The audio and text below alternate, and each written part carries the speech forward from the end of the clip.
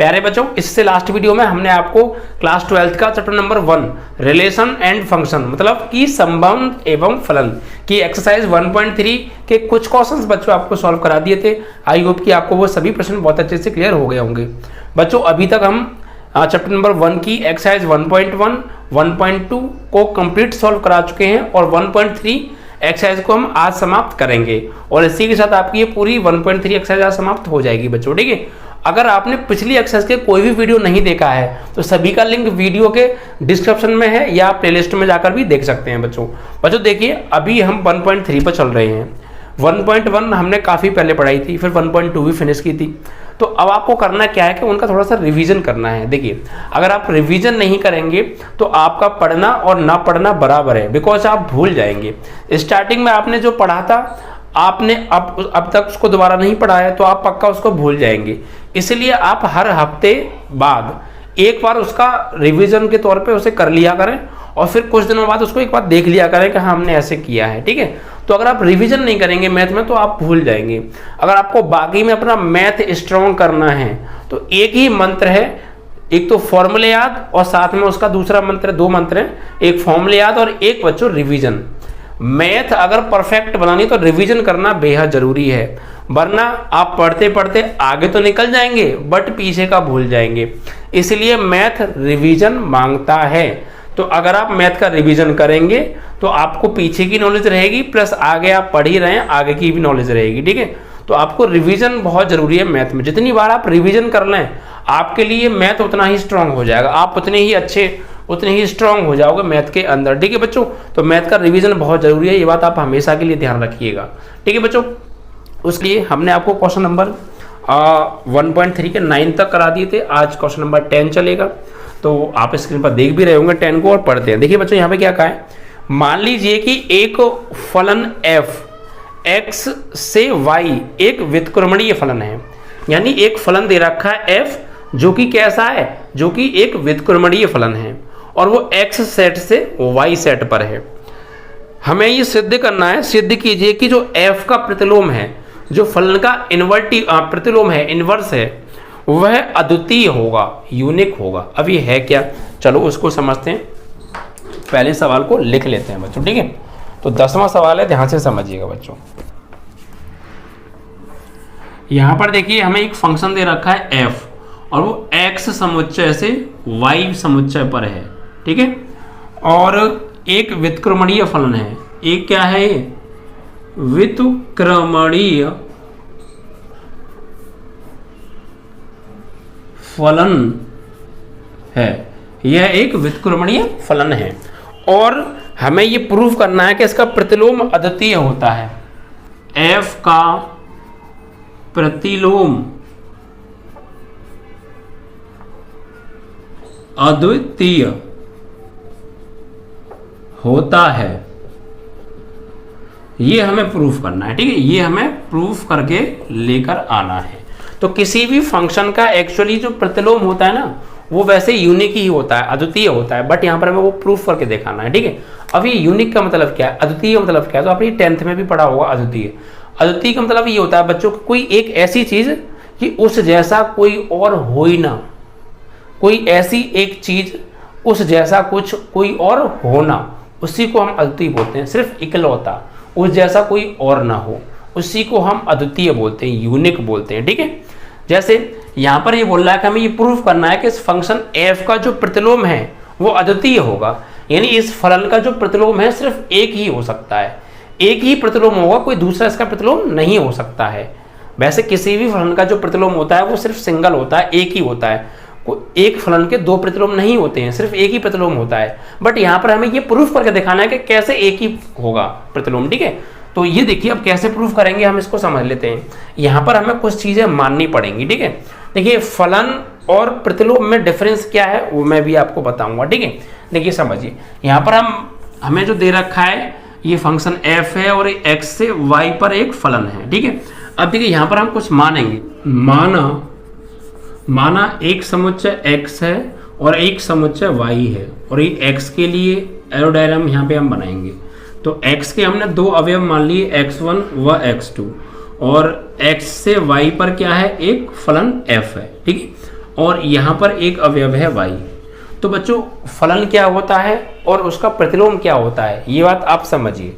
और यहाँ पर दो चीज़ और मान लीजिए कि माना दो फलन g व h हैं, हमने दो फंक्शन g व h मान लीजिए, ठीक है, और दो सेट मान लीजिए, सेट ए का भी अब ये हो गया, सेट बी का भी अब ये हो गया, या x और y मान लीजिए, ठीक है।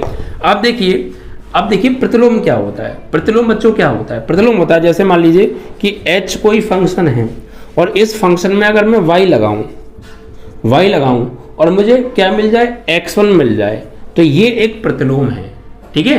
प्रतिलोम क्या होता है, अगर h फंक्शन में मैं y लगाऊं और मुझे x1 मिल जाए तो ये एक प्रतिलोम है। लेकिन फलन क्या होगा, फलन इसका जस्ट उल्टा होता है।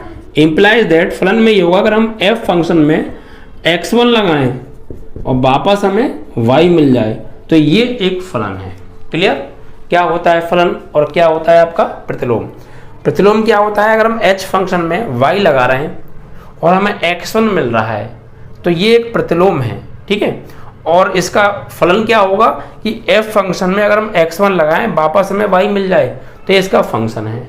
या फिर आप ये भी बोल सकते हैं कि f फंक्शन में x1 लगाएं y मिल रहा है तो ये एक फलन है, लेकिन इसका प्रतिलोम क्या होगा कि g फंक्शन में y लगाएं वापस x1 मिल जाए तो ये इसका एक प्रतिलोम है। इसी प्रकार g फंक्शन में अगर आप y लगाओ वापस आपको x2 मिल जाए तो ये एक प्रतिलोम है, लेकिन इसका फलन क्या होगा कि आप इस फंक्शन में x2 लगाओ, इस फंक्शन में x2 लगाओ और वापस आपको y मिल जाए तो ये इसका क्या है, फलन है। या आप ये भी कर सकते हैं कि g फंक्शन में अगर आप y लगा रहे हैं और आपको x2 मिल रहा है तो इसे आप फलन कह सकते हैं, तो फिर इसका ये प्रतिलोम हो जाएगा, क्योंकि हमने इस f फंक्शन में x2 लगाया वापस में y मिल गया तो इसका प्रतिलोम है। तो प्रतिलोम और फलन मतलब समझ गए, प्रतिलोम जो होता है वो फलन का उल्टा होता है। फलन में क्या था कि मान लीजिए इसको फलन भी बोल सकते हैं, प्रतिलोम भी बोल सकते हैं। अगर आप इसको फलन बोलोगे तो इसका प्रतिलोम ये होगा, और आप इसको प्रतिलोम बोलोगे तो इसका फलन ये होगा, कुछ भी कह सकते हैं। और आप इसको फलन कह रहे हैं तो फलन कह दीजिए कि ये h फंक्शन है, इसमें हमने y लगाया हमें x1 मिला तो ये एक फलन है। लेकिन अगर हम फंक्शन में x1 लगाएं वापस y मिल जाए तो ये इसका प्रतिलोम हो जाएगा। सेम यहाँ पर आप g फंक्शन में x2 लगाए y मिला, ये एक फलन है। और इसका जस्ट उल्टा, अगर हम f फंक्शन में y लगाएं वापस हमें x2 मिल जाए, x2 लगाएं वापस हमें y मिल जाए तो ये एक क्या हो जाएगा आपका, इसका प्रतिलोम हो जाएगा, ठीक है। तो यहाँ से हमें एक बात मालूम पड़ी कि देखिए y किसकी वैल्यू है, fx1 की, और y वैल्यू है fx2 की। तो यानी कि fx1 बराबर हो गया fx2 के और x1 बराबर हो जाएगा x2 के, और x1 बराबर x2 हो गया तो gy बराबर हो गया hy के, यानी gy बराबर hy, और दोनों ही आपस में बराबर हैं। तो इसका मतलब क्या हो गया कि दोनों ही फलन एक ही है। भाई g फलन और h फलन दोनों ही क्या है, एक ही फलन है। क्यों, क्योंकि दोनों आपस में बराबर हैं। दोनों आपस में बराबर हैं तो एक ही होंगे ना, समान होंगे। तो यहाँ से ये प्रूफ हो गया। अतः यह सिद्ध हुआ कि किसी फलन का प्रतिलोम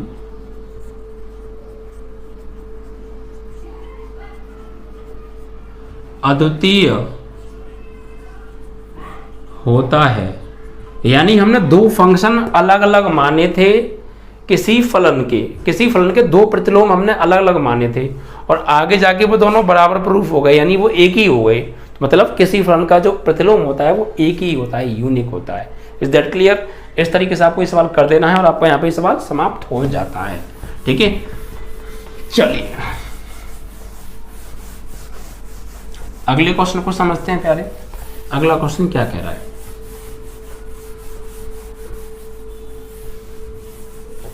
देखिए नेक्स्ट क्वेश्चन को आप रीड कीजिए। आपको क्वेश्चन स्क्रीन पर शो हो रहा होगा, 11 क्वेश्चन है। यहाँ पे ध्यान दीजिए बच्चों कि 11 क्वेश्चन में हमें दे रखा है एक फंक्शन है और उसका जो प्रांत है वो 1 2 3 हैं और उनसे परिसर ABC पर कोई फंक्शन है, ठीक है। यानी लिख लेते हैं एफ कोई फंक्शन है और ये 1, 2, 3 से a, b, c पर है, ठीक है। और यहाँ पर एक चीज़ और दी है कि अगर फंक्शन में 1 लगाते हैं, इस फंक्शन f में अगर 1 लगा रहे हैं तो हमें क्या मिल रहा है, a मिल रहा है। ऐसे इस फंक्शन में अगर हम 2 लगा रहे हैं तो हमें क्या मिल रहा है, b मिल रहा है। अगर इस फंक्शन में अगर हम यहाँ 3 लगा रहे हैं तो हमें c मिल रहा है, ये कह रहा है सवाल। तो द्वारा प्रदत्त फलन f पर विचार कीजिए और f इनवर्स ज्ञात कीजिए। यानी हमें क्या करना है, एक तो f इनवर्स निकालना है और फिर ये भी सिद्ध करना है, क्या सिद्ध करना है कि इस f इनवर्स का भी इनवर्स f के बराबर होता है। किसी फलन का प्रतिलोम का भी प्रतिलोम वह फलन ही होता है, ये हमें प्रूफ करना है, ठीक है। यही चीज़ है ना, यस। देखिए फिर सवाल लीजिए, एक सवाल, एक कोई फंक्शन है और ये फंक्शन इतने से इतने पर है और इसमें ये भी बताया है कि अगर इस फंक्शन में हम 1 लगाएंगे तो हमें a मिलेगा, 2 लगाएंगे तो हमें b मिलेगा, 3 लगाएंगे तो हमें c मिलेगा। और इसका f इनवर्स यानी f का प्रतिलोम, इनवर्स को क्या बोलते हैं, प्रतिलोम, इन्वर्टिबल। तो इस f का प्रतिलोम ज्ञात करना है और f इनवर्स का भी इनवर्स f के बराबर लेकर आना है, ठीक है। तो यार इनवर्स क्या होता है, इनवर्स कैसे निकालते हैं, मैंने आपको बताया था। किसी फलन का अगर हमारे पास कोई फंक्शन है उसका मुझे प्रतिलोम निकालना है तो उस फंक्शन के जो प्रांत हैं यानी जो पहली वैल्यू हैं उन्हें परसर की जगह लिख दो और जो परसर की वैल्यू हैं उन्हें प्रांत की जगह लिख दो। यानी जो पहले मान हैं उन्हें दूसरे मानों की जगह और जो दूसरे मान हैं उन्हें पहले मानों की जगह लगा दो, वही उसका जो है प्रतिलोम होता है, ठीक है। तो मान लीजिए हमारे पास कोई f फंक्शन है, भाई f फंक्शन क्या बनेगा, यहाँ से f फंक्शन ये बनेगा कि 1 रखने पर a मिल रहा है तो 1, a हो गया, 2 रखने पर b मिल रहा है तो 2, b हो गया, 3 रखने पर c मिल रहा है तो 3, c हो गया। ये क्या हो गया, फंक्शन हो गया। अब इसका अगर मैं प्रतिलोम निकालूंगा तो क्या होगा, और इस फंक्शन में जो पहली वैल्यू हैं 1, 2, 3 ये सब क्या है, प्रांत हैं और जो दूसरी वैल्यू हैं ये क्या है, ये परसर हैं, ठीक है। तो अब इसका हम इस f का प्रतिलोम निकालना चाहते हैं तो क्या लिखेंगे, f इनवर्स। तो क्या करेंगे आप, सिर्फ कुछ नहीं करना है, इस परसर को प्रांत की जगह और इस प्रांत को परसर की जगह लिख दो, बस इसका प्रतिलोम आ जाएगा। यानी a पहले और 1 बाद में, यानी a, 1 सेम यहाँ, b, 2 सेम यहाँ, c, 3, ये आपका f इनवर्स आ गया। इज दैट क्लियर, ये इसका प्रतिलोम आ गया। क्या आ गया, प्रतिलोम, यही निकलवाया था हमसे, देखो तो ये आपका आंसर आ गया। कुछ नहीं करना था, आपको ये फंक्शन दिया है इतने से इतने पर, f1 की वैल्यू इतनी, f2 की वैल्यू इतनी, f3 की वैल्यू इतनी। यानी फंक्शन अगर हम बनाएंगे तो 1 रखने पर 2 मिल रहा है, 1 रखने पर a मिल रहा है तो 1, a same 2, b same 3, c। ये फंक्शन है, इसका प्रतिलोम क्या होगा, उल्टा मतलब प्रांत को परसर की जगह, परसर को प्रांत की जगह। तो बस वही किया, आगे पीछे कर दिया, बस आगे पीछे कर दो, वही इसका f इनवर्स है। a, 1, a है, a, 1 कर दो, 2, b है, b, 2 कर दो, 3, c है, c, 3 कर दो, यही इसका f इनवर्स है। तो एक चीज प्रूफ कराई थी, ये हो गई। और दूसरा क्या प्रूफ कराया है कि f इनवर्स का भी इनवर्स निकालो और वो f के बराबर आएगा, ये आपको प्रूफ करना है। तो आप इसको मान लीजिए समीकरण नंबर 1। अब देखिए हमने f इनवर्स तो निकाल दिया, अब इसका फिर से इनवर्स निकालना है तो फिर से अब क्या करेंगे, इसका दोबारा इनवर्स निकालना है। तो बस कुछ नहीं करना, आगे पीछे करने, इसका दोबारा से इनवर्स निकल आएगा, ठीक है।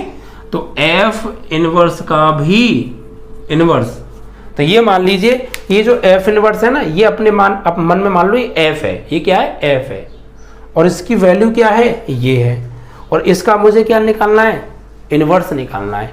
इसका मुझे इनवर्स निकालना है। तो इनवर्स निकालते तो जब क्या करते हैं कि दूसरी वाली को पहली वाली वैल्यू की जगह पर और पहली वाली को दूसरी वाली जगह लेते। तो बस आपको भी यही करना है, यहाँ पर ये जो वैल्यू पहले लिखी है इसे बाद में बाद वाली को पहले लिख दो, सेम यहाँ कर दो, ठीक है। तो क्या हो जाएगा, देखिए a, 1 है, 1, a हो जाएगा, 2, b है, b, 2 है, 2, b हो जाएगा, c, 3 है, 3, c हो जाएगा। ये क्या आ गया, f इनवर्स का इनवर्स आ गया। अब मैं ये प्रूफ करना था कि f इनवर्स का भी इनवर्स f के बराबर है, तो f इनवर्स का इनवर्स तो ये आ गया, क्या ये एफ के बराबर है? एफ की वैल्यू ये रही और एफ इनवर्स का इनवर्स ये रहा। चेक करो क्या सेम है दोनों। 1 A 1 A, 2 B 2 B, 3 C 3 C same तो है। इसे समीकरण 2 डाल दो, लिख दो समीकरण 1 व 2 से एफ बराबर एफ इनवर्स का होल इनवर्स। ठीक है, यही हमें प्रूफ करना था। तो किसी भी फंक्शन का आपको प्रतिलोम निकालना है तो कुछ नहीं करना है, सिर्फ जैसे ये फंक्शन था इसका प्रतिलोम निकाला तो जो दूसरी वाली वैल्यू तो वो पहली वाली वैल्यू की जगह और पहली वैल्यू दूसरी वाली वैल्यू की जगह। ठीक है, यानी इनको आगे पीछे कर दो बस। तो ये एफ इनवर्स आ गया। अब इसका फिर से इनवर्स निकालना है तो फिर से वैल्यूओं को आगे पीछे कर दो। तो वही किया हमने यहाँ पे। तो इस एफ इनवर्स का भी एक और इनवर्स आ गया और चेक किया ये और एफ दोनों आपस में बराबर हैं और यही हमें प्रूफ करना था। क्लियर? इस तरीके से आपका ये क्वेश्चन क्लियर हो गया। ठीक है, तो दोनों ही चीज़ें हमने यहाँ पे फाइंड कर दी। 11 क्वेश्चन आपका कंप्लीट। अगला जो क्वेश्चन है उसे भी आप ध्यान से पढ़िएगा। प्रतिलोम में कुछ नहीं करते हैं, प्रांत को परसर की जगह, परसर को प्रांत की जगह लिख देते हैं। अब देखिए अगला जो क्वेश्चन है उसे पढ़िए आप। ठीक है, सेम ऐसा ही है जो अभी आपने सॉल्व किया ना, बिल्कुल एज इट इज सेम है। क्वेश्चन नंबर है आपका 12। मान लीजिए कि एफ फंक्शन है एक एक्स से वाई पर। ठीक है, 12 क्वेश्चन है, एक एफ फंक्शन है और एक एक्स से वाई पर है। ठीक है, और एक व्युत्क्रमणीय फलन है, ये इन्वर्टिबल फंक्शन है, व्युत्क्रमणीय फलन है, ये गिवन है। उसके बाद सिद्ध करना है कि एफ इनवर्स का प्रतिलोम एफ है, यानी एफ इनवर्स का जो प्रतिलोम है एफ है। ये ऐसे दूसरी भाषा में हम बोल सकते हैं जो अभी हमने प्रूफ किया था भाई। एफ इनवर्स का प्रतिलोम, प्रतिलोम मतलब फिर से इनवर्स एफ है। ये वाली भाषा या ये वाली भाषा एक ही है, वो हिंदी में बोला है या हमने प्रैक्टिकली लिख के दिखा दिया है। एफ इनवर्स का प्रतिलोम, प्रतिलोम मतलब फिर से इनवर्स, तो एफ इनवर्स का भी इनवर्स एफ है, ये प्रूफ करना है। तो अभी यही चीज तो हम प्रूफ करके आ रहे हैं पीछे, तो बस। तो यहाँ पर आप क्या करेंगे, यहाँ पर हमें जो है फंक्शन बना के नहीं दिया है, वह हमें बाकायदा दिया था बना के। तो यहाँ नहीं दिया तो कोई प्रॉब्लम नहीं, आप खुद मान लीजिए, यहाँ मान के करेंगे क्योंकि यहाँ पर आपको दिया नहीं है। पिछले क्वेश्चन में देखिए आपको 11 क्वेश्चन में दिया था एफ सच दैट 1 2 3 से ए बी सी पर, वहाँ दिया था, बट यहाँ ऐसा कुछ भी नहीं दिया है। तो यहाँ खुद मान लीजिए आप लोग। ठीक है, तो यहाँ पे आप मान के लिखेंगे, माना एफ सच दैट कोई फंक्शन है और ये जो है ए बी सी से 1 2 3 पर है, ये मान लीजिए। ठीक है, आप इसको इस तरीके से भी लगा सकते हैं, कोई दिक्कत नहीं है। ठीक है, तो इसका मतलब क्या होगा, इसका मतलब ये होगा कि f अगर हम a रखेंगे तो हमें क्या मिलेगा 1 मिलेगा, f अगर हम b रखेंगे तो हमें क्या मिलेगा 2 मिलेगा, f अगर हम यहाँ c रखेंगे तो हमें क्या मिलेगा 3 मिलेगा।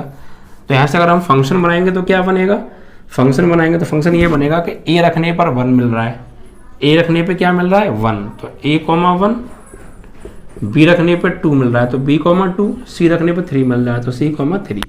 अब देखिए ये एक फंक्शन है, इसको आप इक्वेशन नंबर 1 मान लीजिए। ये हमने माना है क्योंकि पिछले सवाल में हमें दिया था, यहाँ नहीं दिया है, इसलिए हमने अपनी तरफ से ये मान लिया है। आपको प्रूफ करने के लिए मानना पड़ेगा। ठीक है, तो देखिए अब देखिए हमें क्या करना है, एफ इनवर्स का भी इनवर्स एफ के बराबर लाना है। तो पहले इसका एफ इनवर्स निकालो। तो एफ इनवर्स कैसे निकालते हैं कि इसमें जो प्रांत है परसर की जगह, परसर को प्रांत की जगह, यानी इनको आगे पीछे कर दो, एफ इनवर्स आ जाएगा। इस एफ का एफ इनवर्स निकल आएगा।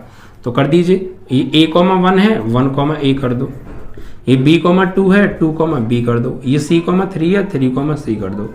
ये क्या आ गया, f इनवर्स आ गया। अब इसका फिर से इनवर्स निकालो, f इनवर्स का इनवर्स, तो f इनवर्स का भी होल इनवर्स, तो फिर से ना आगे पीछे कर दो। ये 1 a है a 1 कर दो, 2 b है b 2 हो जाएगा, अभी 3 c है c 3 हो जाएगा। और चेक करिए, अब आप चेक कीजिए कि एफ इनवर्स का होल इनवर्स और एफ क्या बराबर है, a 1 b 2 b 2 c 3 इसको आप इक्वेशन नंबर 2 दे दीजिए और यहाँ लिख दीजिएगा समीकरण 1 व 2 से एफ इनवर्स का होल इनवर्स बराबर एफ, यही हमें प्रूव करना था। ठीक है, तो यहाँ पर ये चीज़ आप खुद मानेंगे, खुद बनाएंगे, क्योंकि आपको दिया नहीं है। प्रूफ करने के लिए ये सब चीज़ें हमें चाहिए। भाई ये प्रूफ तभी होगा जब ये चीज़ें हमारे पास होंगी, बट नहीं थी तो मान लीजिए, दी थी पिछले सवाल में तो नहीं मानी थी, उसी के अकॉर्डिंग कर दिया था। तो सेम था पिछला क्वेश्चन और ये क्वेश्चन, बस यहाँ पर ये माना है तो आपको यहाँ माना लिखना पड़ेगा बस। ठीक है, चलिए तो आपका ये क्वेश्चन नंबर यहाँ पर 12 भी फिनिश हो जाता है बच्चों। अब 2 क्वेश्चन और आपके बचते हैं, 13 और 14 दोनों ऑप्शनल क्वेश्चन है, ऑप्शन वाले हैं। तो देखिए इन्हें समझते हैं।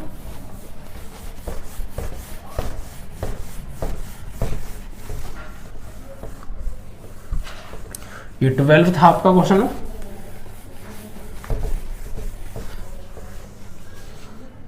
यस, ये 12 था। ठीक है, अब 13 और 14 बचते हैं आपके 2 क्वेश्चन, क्योंकि हमने आपको 10 करा दिया, 11 करा दिया और ये 12 भी करा दिया, 13 दे गया। 13 में बच्चों हमें क्या दे रखा है, ध्यान से पढ़िए।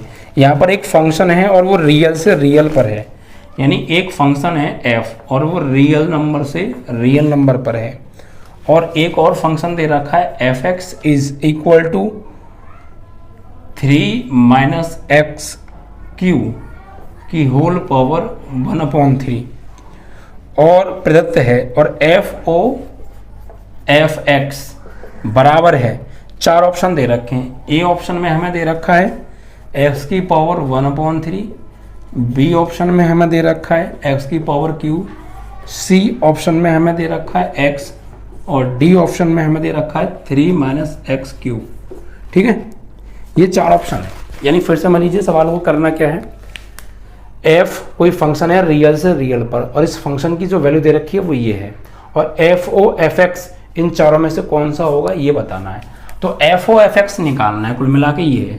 तो एफ ओ एफ एक्स का मतलब क्या होता है, बस ये ओ हटेगा और ओ हटते ही क्या आ जाएगा, ब्रैकेट आ जाएगा, यानी इसको हम लिखेंगे एफ ऑफ एफ एक्स, और एफ एक्स की वैल्यू क्या है, एफ एक्स की वैल्यू है ये, यहां लगा दीजिए। तो एफ और एफ एक्स की वैल्यू क्या है, ये टोटल वैल्यू लगा दो, 3 माइनस एक्स क्यू की पावर 1/3, 3 माइनस एक्स क्यू की पावर 1/3 हो गया। ठीक है, अब क्या करना है, इस एफ वाले फंक्शन में जाना है, जहां भी एक्स आ रहा है एक्स की जगह ये सब लगा देना है। ठीक है, फिर समझिए, एफ ओ एफ एक्स को हम एफ ऑफ एफ एक्स लिख सकते हैं, एफ एक्स की वैल्यू यहां से ये लगा दी। अब इसको अपने मन में एक्स मानो, जिससे हम क्या बोलेंगे एफ एक्स, तो ये एक्स का काम कर रहा है। तो अब करना क्या है, एफ वाले फंक्शन में जाना है, जहां भी एक्स आ रहा है एक्स की जगह ये लगा दो। तो एफ वाले फंक्शन में गए, यहां एक्स जहां भी आ रहा है क्या लगाना है, ये लगाना है पूरा एक्स की जगह पर।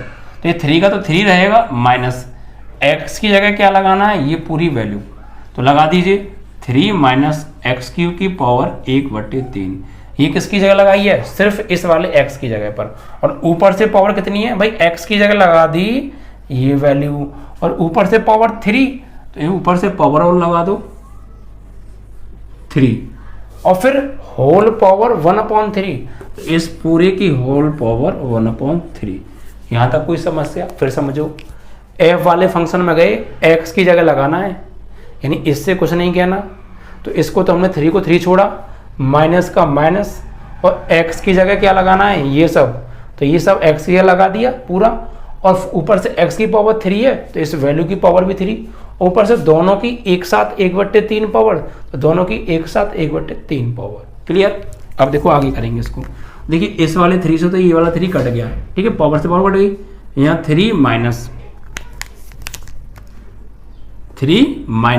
यहाँ अंदर देखिए आप थोड़ा सॉल्व कर लेते हैं, इस माइनस का आप अंदर गुणा कीजिए, तो इस माइनस के अंदर करेंगे तो -3 और minus minus plus x Q, और ऊपर से होल पावर कितनी चल रही है 1/3, तो 3 से 3 कट गया, प्लस माइनस का क्या बचा एक्स की पावर 3 और उसकी भी पावर 1/3, 3 से 3 ये कट गया, तो फाइनली क्या आ गया एक्स आ गया। तो एफ ओ एफ एक्स की वैल्यू क्या आ गई, एक्स आ गई। अब चेक करो एक्स किस में आ रहा है, तो option number C is correct, C में आ रहा है आपका एक्स। ठीक है, फिर समझ लीजिए, एफ ओ एफ एक्स को हमने एफ ऑफ एफ एक्स लिखा, एफ एक्स की वैल्यू ये लगा दी, फिर एफ वाले फंक्शन में गए, एफ वाले फंक्शन में गए, जहाँ भी एक्स है ये लगा दिया, तो एफ वाले फंक्शन में गए, यहाँ एक्स था तो एक्स ये लगा दिया, ऊपर से पावर 3 और फिर होल पावर 1.3, इससे ये कट गया, माइनस का अंदर गुणा कर दिया, प्लस माइनस के ये कट गए, एक्स की पावर 3 की पावर 1/3, इससे कट गया एक्स, तो एफ एक्स की वैल्यू एक्स आ गई। Option number C is correct. Is that clear?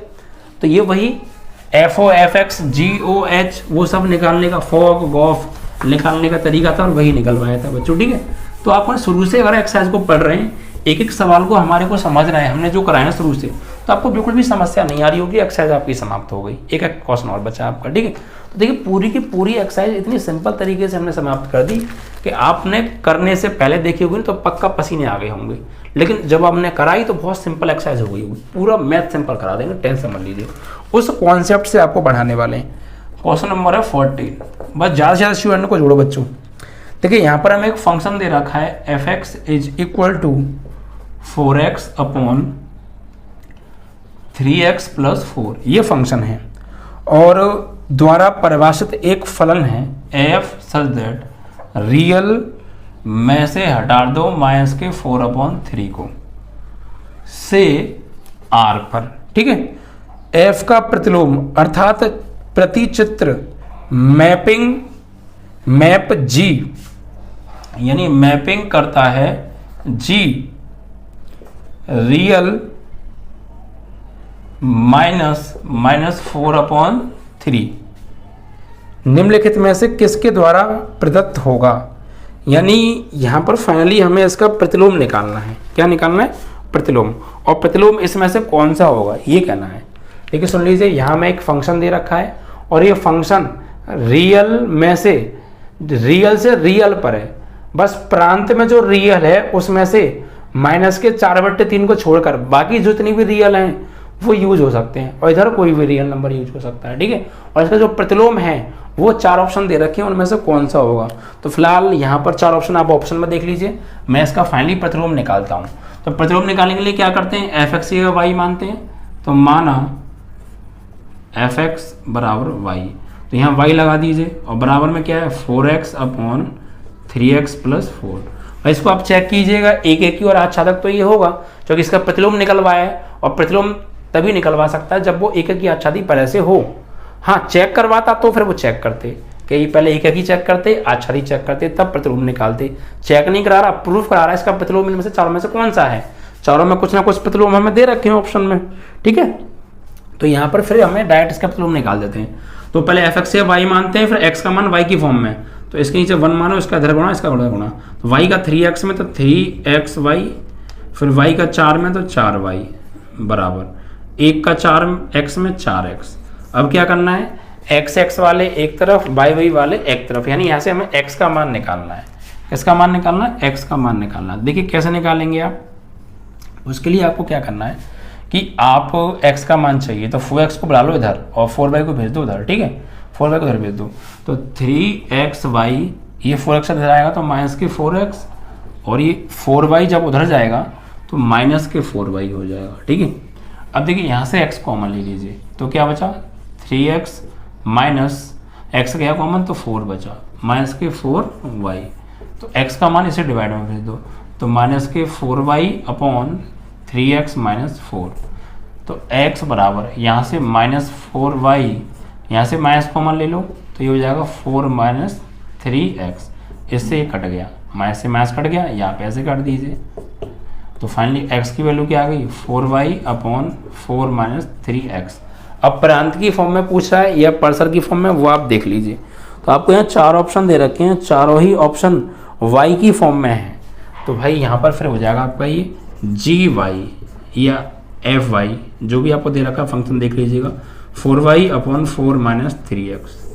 4 option है, मैच कीजिए किससे मैच हो रहा है। तो 4y upon 4 minus 3y, option number B is correct है ना, बी ऑप्शन करेक्ट है आपका। ठीक है, तो ये g फंक्शन दिया था तो g लगा दीजिए, कोई बात नहीं है। और y की फॉर्म में आंसर आपसे पूछा है, तो यहाँ पर सॉरी ये y कीजिए, यहाँ भी y होगा ना, ये गलती से यहाँ पे x कैसे हो गया, यहाँ से मिस्टेक हो गई थोड़ी सी कोई हमसे, क्या ये x है और ये x है, कॉमन तो गया 3y माइनस 4 बचा प्यारे, यहाँ पे 3y माइनस 4, वही तो ये नीचे जाएगा तो 3y हो जाएगा, 3y हो जाएगा, 3y हो जाएगा, 3y हो जाएगा। ठीक है, अब ठीक है, क्योंकि यहाँ पर हमने x कॉमन लिया था तो 3y माइनस 4 बचा, अब ये डिवाइड में आ गया। ठीक है, और फिर माइनस कॉमन लेके काट दिया, बाकी सेम है। तो आपका रेंज की फॉर्म में 4 ऑप्शन दे रखे हैं, तो रेंज की फॉर्म में हमने आंसर लिख दिया। प्रांत की फॉर्म में पूछता तो प्रांत की फॉर्म में लिख के दे देते। ठीक है, तो इस तरीके से आपके ये 14 क्वेश्चन थे इस एक्सरसाइज में, 14 के 14 क्वेश्चन समाप्त। एक एक क्वेश्चन मैंने सॉल्व कराया, पूरी बुक ऐसे सॉल्व करा दूंगा टाइम से कई महीने पहले। उसके बाद प्रैक्टिस सेट्स पेपर कराऊंगा, मॉडल पेपर कराऊंगा, सारी चीज़ें कराऊंगा, इंपॉर्टेंट क्वेश्चन कराऊंगा, बहुत सारी चीज़ें कराने वाला हूँ। तो ऐसे ही पूरा मैथ खत्म हो जाएगा अगर जो स्टूडेंट्स हमारे इस एक्सरसाइज के बिल्कुल शुरू के बेसिक कॉन्सेप्ट के वीडियो देखें और एक एक सवाल डेली देख रहे हैं, कोई वीडियो मिस नहीं कर रहे हैं, बिल्कुल भी स्किप नहीं कर रहे हैं वीडियो को, तो कोई भी समस्या नहीं आई होगी और एक्सरसाइज यहाँ समाप्त हो गई। ऐसे ही समाप्त हो जाएगा बच्चों। ठीक है, तो बहुत बेहतरीन पढ़ाएंगे, बस ज़्यादा से ज़्यादा स्टूडेंट्स को जोड़िए बच्चों, और वीडियो को शेयर किया करो, लाइक किया करो। ठीक है बच्चों, अब मिलेंगे हम अगली एक्सरसाइज से। ठीक है, जो अगली आपकी एक्सरसाइज है 1.4, उसके बेसिक कॉन्सेप्ट के वीडियो को लेके, और उसे जरूर देखिएगा अगर आपको 1.4 बाकी में समझ नहीं है तो। ठीक है।